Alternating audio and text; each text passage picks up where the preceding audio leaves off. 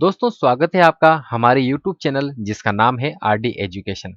दोस्तों एक बार फिर हम आपके लिए एक नई वैकेंसी की जानकारी लेकर आए हैं जो कि पटना हाई कोर्ट की तरफ से है। दोस्तों पटना हाई कोर्ट में स्टेनोग्राफर ग्रुप सी की 129 पदों पर वैकेंसी निकली है और इस वीडियो में इस वैकेंसी के बारे में हम आपको सारी जानकारी देंगे। अगर आपको ये वीडियो अच्छा लगे तो प्लीज इसे लाइक करें और हमारे चैनल को सब्सक्राइब करें। चलिए शुरू करते हैं। दोस्तों पटना हाई कोर्ट में 129 स्टेनोग्राफर के पदों पर वैकेंसी निकली है। इसका ऑफिशियल नोटिफिकेशन आप यहां पर आपकी स्क्रीन पर देख सकते हैं। इसकी ऑफिशियल वेबसाइट है www.patnahighcourt.gov.in। हेल्पलाइन नंबर 919513167660 और हेल्पलाइन ईमेल आईडी है phcrequirement22@gmail.com। आप यहां पर देख सकते हैं स्टेनोग्राफर रिक्वायरमेंट एग्जामिनेशन 2022।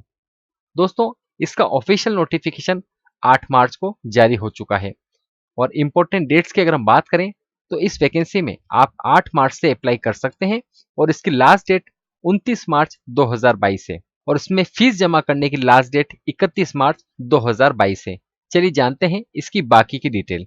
दोस्तों इस वैकेंसी में आप 8 मार्च से अप्लाई कर सकते हैं और इसमें पे स्केल की यहाँ पर आप बात करें तो 25,500 रुपए से 81,100 रुपए स्टेनोग्राफर की पोस्ट के लिए आपको दी जाएगी।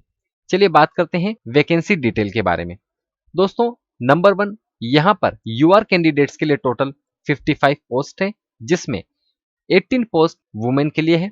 नंबर 2, एससी की इस वैकेंसी में टोटल नंबर ऑफ पोस्ट 21 है जिसमें से 8 पोस्ट वुमेन के लिए है। एसटी की यहाँ पर 2 पोस्ट है और ईबीसी यानी कि एक्सट्रीमली बैकवर्ड क्लासेस की यहाँ पर नंबर ऑफ पोस्ट 23 है जिसमें से 9 पोस्ट वुमेन के लिए है और बीसी यानी कि बैकवर्ड क्लासेस की नंबर ऑफ पोस्ट 15 है जिसमें से 5 पोस्ट वुमेन की है और इकोनॉमिकली वीकर सेक्शन यानी कि ईडब्ल्यूएस की 13 पोस्ट है जिसमें से 4 पोस्ट वुमेन के लिए है। इस तरह से टोटल 129 पदों पर पटना हाई कोर्ट में स्टेनोग्राफर के पद पर वैकेंसी निकली है और उसमें से 44 पोस्ट वुमेन के लिए रिजर्व है। चलिए जानते हैं बाकी की डिटेल। दोस्तों अब बात करते हैं एलिजिबिलिटी क्राइटेरिया की जिसमें नंबर 1 नेशनलिटी। नेशनलिटी में number 1 a citizen of India, आवेदक इंडिया का रहने वाला होना चाहिए। Option B a Tibetan refugee who came over to India before 1st January 1972 with the intention of permanently settling in India। वो आवेदक जो तिब्बतियन रिफ्यूजी हो और इंडिया में 1 जनवरी 1972 से पहले आया हो और यहीं पर सेटल हुआ हो वो भी इसमें अप्लाई कर सकता है। Option 3 a person of Indian origin who has migrated from Pakistan, Burma, Sri Lanka and east African countries of Tanzania and Zambia with the intention of permanently settling in India. जो आवेदक Pakistan, Burma, Sri Lanka, Africa country और Zambia इन countries से permanently India में settle हो गया हो वो भी इसमें अप्लाई कर सकता है। दोस्तों अब बात करते हैं एज लिमिट की। तो इस वैकेंसी में मिनिमम एज लिमिट 18 साल रखी गई है और मैक्सिमम एज लिमिट अलग अलग कैटेगरी वाइज यहाँ पर बांटी गई है जिसमें यूआर कैंडिडेट्स और ईडब्ल्यूएस मेल के लिए मैक्सिमम एज लिमिट 37 साल रखी गई है। नंबर 2 यूआर और ईडब्ल्यूएस फीमेल कैटेगरी के लिए मैक्सिमम एज लिमिट 40 साल रखी गई है। नंबर 3 बीसी ईबीसी मेल और फीमेल दोनों के लिए 40 साल मैक्सिमम एज लिमिट यहाँ पर रखी गई है। Number 4 SC ST male and female दोनों के लिए 42 साल एज लिमिट इस वैकेंसी में रखी गई है। और नंबर 5 ओएच में UR, EWS, EBC, BC, SC और एसटी के लिए मैक्सिमम एज लिमिट 47 ईयर रखी गई है। दोस्तों अब बात करते हैं मिनिमम एजुकेशनल क्वालिफिकेशन की। तो दोस्तों इस वैकेंसी में जो क्वालिफिकेशन मांगी गई है वो है number 1 intermediate means 12th pass from a recognised board और यूनिवर्सिटी, यानी कि आवेदक 12th पास होना चाहिए। Number 2 certificate of English short hand and English typing from a recognised institute, आपके पास में इंग्लिश शॉर्ट हैंड और इंग्लिश टाइपिंग का सर्टिफिकेट होना चाहिए। नंबर 3 डिप्लोमा और certificate of at least 6 month course in computer application from a recognised institute, आवेदक के पास में डिप्लोमा या फिर सर्टिफिकेट कम से कम 6 महीने का जिसमें कंप्यूटर एप्लीकेशन कोर्स किया हुआ हो वो अप्लाई कर सकता है। Number 4, minimum speed of 80 word per minute in English short hand और minimum speed of 40 word per minute in English typing. आवेदक की 80 वर्ड पर मिनट की इंग्लिश शॉर्ट हैंड में स्पीड होनी चाहिए और आवेदक की मिनिमम 40 वर्ड पर मिनट की इंग्लिश टाइपिंग में स्पीड होनी चाहिए। ये क्वालिफिकेशन इस वैकेंसी में मांगी गई है। दोस्तों अब बात करते हैं रिजर्वेशन की। तो दोस्तों आप यहाँ पर आपकी स्क्रीन पर देख सकते हैं कि किस कैटेगरी में कितने परसेंटेज रिजर्वेशन यहाँ पर दिया जाएगा। नंबर 1 शेड्यूल कास्ट यानी कि एससी को 16%। नंबर 2 शेड्यूल ट्राइब्स यानी कि एसटी को 1%। नंबर 3 एक्सट्रीमली बैकवर्ड क्लासेस यानी कि ईबीसी को 18%। नंबर 4 बैकवर्ड क्लासेस यानी कि बीसी को 12%। और नंबर 5 इकोनॉमिकली वीकर सेक्शंस को 10% की यहाँ पर छूट दी जाएगी। और दोस्तों इस वैकेंसी में वुमेन कैंडिडेट्स को 35% की यहाँ पर छूट दी जाएगी और ऑर्थोपेडिकली हैंडीकैप्ड यानी कि ओएच वालों को 4% का इसमें रिजर्वेशन दिया जाएगा। तो दोस्तों अब बात करते हैं मोड ऑफ सिलेक्शन की। इसमें नंबर 1 रिटन टेस्ट और नंबर 2 इंटरव्यू के आधार पर सिलेक्शन किया जाएगा। अब दोस्तों बात करते हैं मिनिमम क्वालिफाइंग स्टैंडर्ड के बारे में।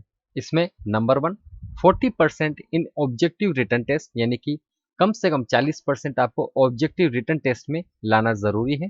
नंबर 2 85% एक्यूरेंसी इन English short hand typing. English short hand typing में 85% आपकी एक्यूरेंसी होनी चाहिए। नंबर 3 90% एक्यूरेंसी इन इंग्लिश टाइपिंग। इंग्लिश टाइपिंग में 90% एक्यूरेंसी होनी चाहिए। और नंबर 4 इंटरव्यू में 30% मिनिमम लाना आपके लिए अनिवार्य है। अब बात करते हैं सिलेबस और स्कीम ऑफ एग्जामिनेशन के बारे में।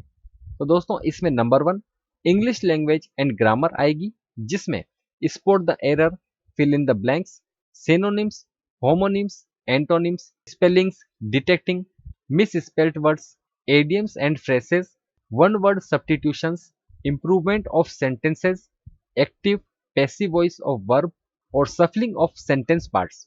और नंबर 2 बेसिक कंप्यूटर साइंस।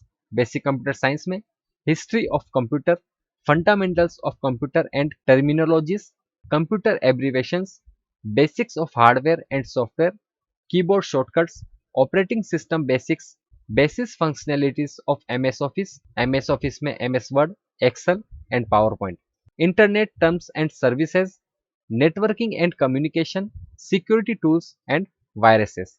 ये सभी बेसिक कंप्यूटर साइंस में आएंगे जिसमें इंग्लिश लैंग्वेज एंड ग्रामर ये 30 मार्क्स की होगी और बेसिक कंप्यूटर साइंस ये 20 मार्क्स का होगा।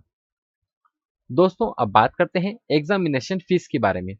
तो एग्जामिनेशन फीस में number 1 UR candidates, BC, EBC और ईडब्ल्यूएस कैंडिडेट्स के लिए 1000 रुपये एप्लीकेशन फीस यहाँ पर रखी गई है। और नंबर 2 एससी, एसटी और ओएच कैंडिडेट्स के लिए 500 रुपये एप्लीकेशन फीस इस वैकेंसी में रखी गई है। तो दोस्तों अब बात करते हैं सेंटर ऑफ एग्जामिनेशन इसके बारे में। दोस्तों आवेदक जो इस वैकेंसी में अप्लाई कर रहा है वो अपने फॉर्म में जिस सिटी में वो एग्जामिनेशन सेंटर चाहता है उस सिटी का नाम अपने एप्लीकेशन फॉर्म में भर के सबमिट करें। और एग्जामिनेशन सेंटर सिटी है नंबर 1 पटना, नंबर 2 मुजफ्फरपुर और नंबर 3 पूर्णिया। तो दोस्तों एक बार फिर हम आपको बता दें कि पटना हाई कोर्ट में स्टेनोग्राफर ग्रुप सी के 129 पदों पर वैकेंसी निकली है जिसमें आप 8 मार्च 2022 से अप्लाई कर सकते हैं और इसकी लास्ट डेट 29 मार्च 2022 है। और इस वैकेंसी में फीस जमा करने की लास्ट डेट 31 मार्च 2022 है। और इस वैकेंसी में स्टेनोग्राफर की पोस्ट के लिए आपको 25,500 रुपये से 81,100 रुपये दिए जाएंगे।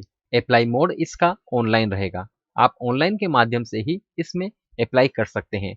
और इस वैकेंसी में मिनिमम एज लिमिट 18 साल और मैक्सिमम एज लिमिट 47 साल रखी गई है। और मिनिमम क्वालिफिकेशन 12th पास इसमें मांगी गई है।